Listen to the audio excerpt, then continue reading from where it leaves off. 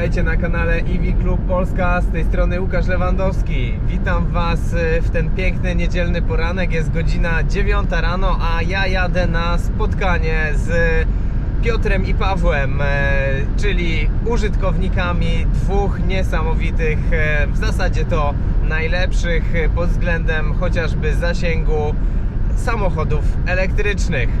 Chłopaki mają sobie coś do wyjaśnienia, ponieważ przez lata Tesla dominowała na rynku aut elektrycznych ze względu na zasięg, pod względem również efektywności, czyli zużycia energii, i na szczęście konkurencja nie śpi. Z roku na rok mamy coraz więcej modeli aut elektrycznych i mamy od kilku miesięcy na rynku Mercedesa EQS, który ma świetną sylwetkę ze względu na opór aerodynamiczny.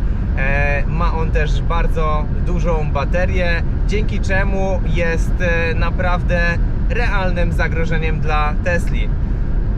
Słuchajcie, za 40 minut będę na Ionity obok Łodzi, w Nowostawa, gdzie się spotykamy wszyscy w trójkę. Ja jadę obecnie Mustangiem Mach-E, ale on jest dzisiaj totalnie poza tym konkursem. Jeszcze chwila i za moment spotykamy się i zaczynamy tenże pojedynek. Do zobaczenia. Spotkaliśmy się już na Ionity i teraz Piotr oraz Paweł opowiedzą dwa słowa o swoich samochodach. Zacznijmy od EQS-a. Paweł, powiedz proszę, co to jest za wersja, model, kilka słów. EQS model 450 Plus, czyli wersja tylnonapędowa, nie AWD, trzeba o tym wiedzieć. Bateria netto prawie 108 kWh, brutto chyba 120. Koła 20, opony 255-45. Co jeszcze? Letnie czy zimowe? Letnie. Już na letnich, dobrze. No i niby najlepszy CX na świecie 20. To zaraz Czy 0,20, nie wiem. 0,20, zaraz sprawdzimy. Przechodzimy do Piotra. Dla porównania najmocniejsza wersja przed Plaidem obecnie na rynku europejskim, czyli P100L Plus, 20 rocznik, opony letnie 245, 19. No i co dalej? No, porównamy Ile koni to ma? Oficjalnie 800 chyba 20, coś takiego przelicznik jest. Więc porównamy dwie technologie bardzo chętnie. EQS ma 330 koni. 330 koni ma EQS. Ile EQS ma do setki? Ta twoja wersja? 6 chyba 2. 6,2 Tak.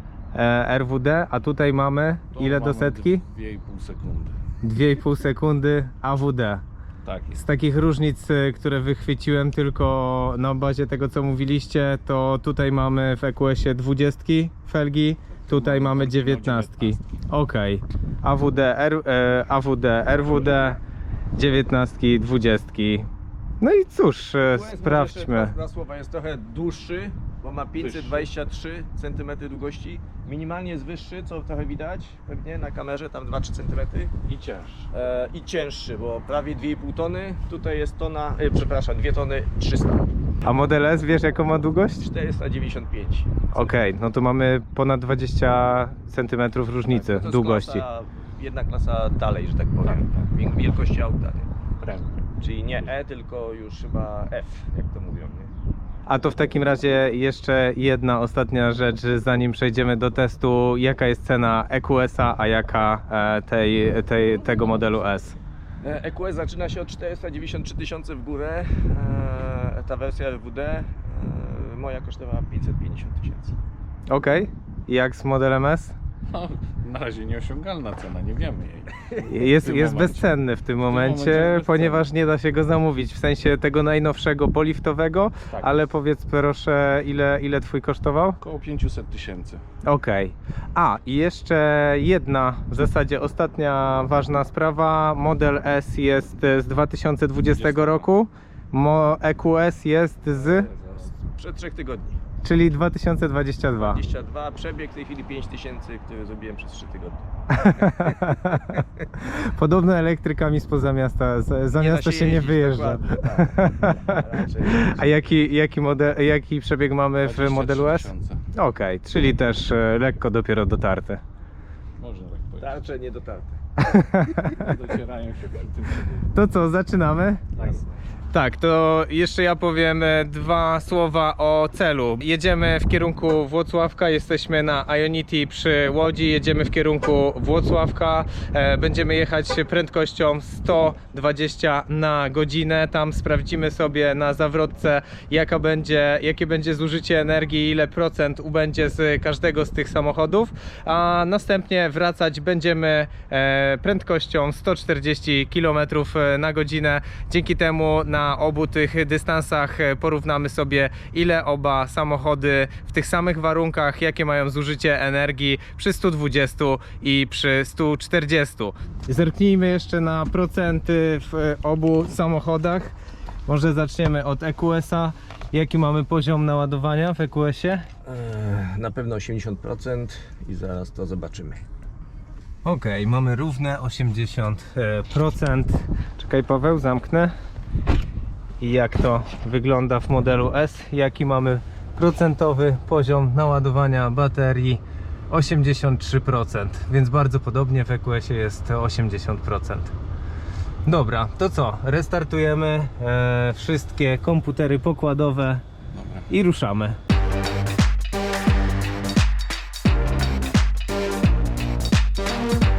My już podróżujemy z Pawłem. Mamy za sobą 64 km i stwierdziliśmy, że jeszcze zmierzymy poziom głośności w kabinie. Ja jestem w EQS-ie teraz. Zmierzymy tą głośność przy dwóch prędkościach, przy 120 i przy 140, więc teraz jedziemy na tempomacie równiutkie 120. Ja mam ze sobą sonometr i zaraz zobaczymy, jaką głośność mamy w kabinie Mercedesa EQS-a przy 120. 59 dB przy 120. Dobra, Bardzo jedziemy. ładny wynik. Tak? Ja nawet nie wiem, Bardzo, czy to jest bardzo dużo, czy ładny. mało, ciężko. Bardzo ładny. Nie znam tych porównań. Powinno być spokojnie powyżej 60. To jedziemy 140. To teraz zmieniamy na 140 i zrobimy ten sam pomiar. Zmieniamy pas na szybszy. Dobra, mamy 140 i teraz rozpoczynamy pomiar. 61,2. No dobrze, to zobaczymy jak będzie w Tesli, aczkolwiek ja znając specyfikację różnych samochodów mogę tylko powiedzieć, że to jest bardzo, bardzo cicho. No jesteśmy już po przejechaniu pierwszego odcinka, jesteśmy w okolicach Włocławka, zatrzymaliśmy się na parkingu i już Wam pokazuję wyniki. Paweł, o, może tutaj nam obrazujesz, mamy 64% energii w baterii, zaczynaliśmy z równych 80, prawda? Dokładnie tak. A Konsumpcja jest taka. tutaj mamy zużycie energii 20,7 kWh na 100 km. Średnia 111 nie jest zła, bo jechaliśmy 120 na tempomacie, w jednym momencie przyspieszyliśmy. Tak jest. I 82 km przejechane. Ja teraz przeskakuję na szybko do modelu S i zaraz sobie porównamy. No ile końcowo? Tesla Model S. Ile końcowo? Ile u nas było? 20,7. 20,7. 2018. Tesla Model S tutaj, tak? 84 km przejechane, 21,8 kWh na 100 km. Ile kilometrów?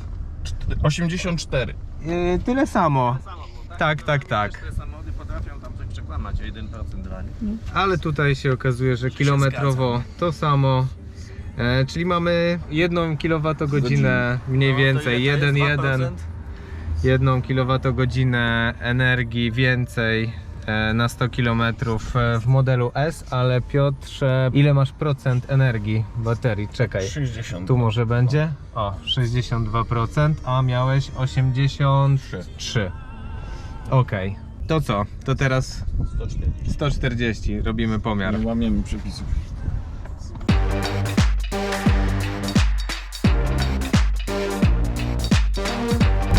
To teraz czas na pomiar hałasu w Tesli. Mamy 140, jedziemy 140 na godzinę i zaczynamy pomiar.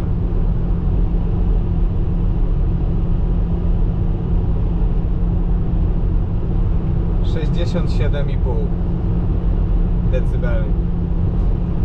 Bardzo. A w Mercu było 61 coś. 61. Przepaść. Tak. Przepaść. To jest właśnie to, co powiedziałem, 6 dB. Tak samo na oponach, które osiągałem zima lato i przy testach, to już jest przepaść. Nie? Jeżeli ktoś szuka komfortu, Tak. to auto, które jedzie przed nami, to daje i dystans, i komfort, i to już wiemy. Tak, tak, dokładnie. To jeszcze raz tylko przy 120 km na godzinę.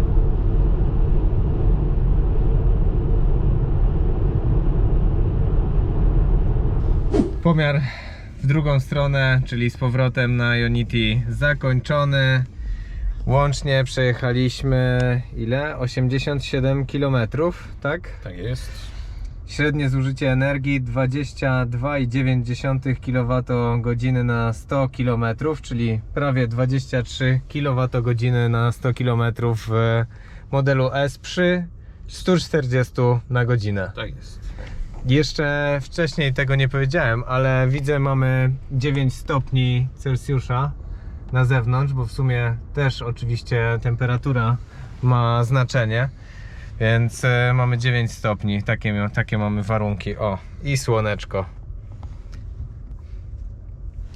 Już Ci pokazuję bateryjkę. I jeszcze procenty, 39% energii w baterii. I teraz jeszcze przejdziemy do EQS-a. Cześć Paweł. Witam z powrotem. Jak tam u Ciebie? A, już widzę procenciki. Tak, energii w baterii 47% i średnie zużycie energii 22,5 kWh na 100 km. W Tesli model S wyszło prawie 23 kWh, 22,9. Czyli podobnie bardzo. No dobrze, jesteśmy już z powrotem. Kończymy powoli ten test, więc ja zapytam chłopaków, jakie wrażenia były zarówno z jednej, jak i z drugiej strony. Czy auta spełniły w zasadzie Wasze oczekiwania lub czy spodziewaliście się też takich wyników? No gdzieś tam z wcześniejszych naszych dyskusji wynikało, że mogą być bardzo zbliżone te wyniki i takie są. Tak naprawdę minimalnie ten EQS ma niższe zużycie, co może być trochę zaskakujące ze względu na większe gabaryty pojazdu, tak? Ale no tak czy inaczej to są równorzędne auta, jeżeli chodzi o konsumpcję. Jak dla mnie, tak? No, na pewno Mercedes zaskoczył, jeśli chodzi o konsumpcję, to na pewno nie zaskoczył, jeśli chodzi o komfort, bo na pewno jest dużo większy, to wiemy, czyli to, co ma dawać Mercedes, daje, ale na plus mega odrobiona lekcja ze zużycia energii. Teraz już mamy porównanie, teraz nie możemy już pisać sobie dowolnych wartości, że ktoś coś ma. Teraz mamy Tak, bo w porównanie zasadzie jednego z drugim. my się poznaliśmy na tym Facebooku. Tak. Takiej Chcieliśmy wymianie porównać. trochę, takiej wymianie dosyć ostrzejszej nawet, można by tak powiedzieć, zdań, no tego typu, że się pojawiło auto, użycie rzeczywiście miało, ja pokazałem zdjęcia, że były bardzo fajne te zużycia, niskie. Więc po mojej stronie szapoba i Kolega przepraszam. nie dowierzał. Tak, dosłownie. Tak było. No i z tego jest ten test też, tak. Świetnie, no dobra. To ja w Chyba tak... pierwszy na świecie, warto to podkreślić, bo ja nie przeczesałem internet, nie widziałem tego testu. Dwóch gigantów, myślę, że dwóch największych rywali w tym momencie w takiej klasie najwyższej premium tak naprawdę. Nie? Jeżeli chodzi o auta elektryczne. razie Jeśli chodzi o zasięg, można powiedzieć, tak? tak? No jest ten Lucid, który u nas pewnie jeszcze długo nie będzie dostępny. Mówimy o autach dostępnych u nas Może na polskim mieszać, rynku może lub na w przyszłości też europejskim. te NIO z tą baterią 150 kWh. No ale na razie to melodia przyszłości. Mówimy o dostępnych autach na polskim czy europejskim rynku.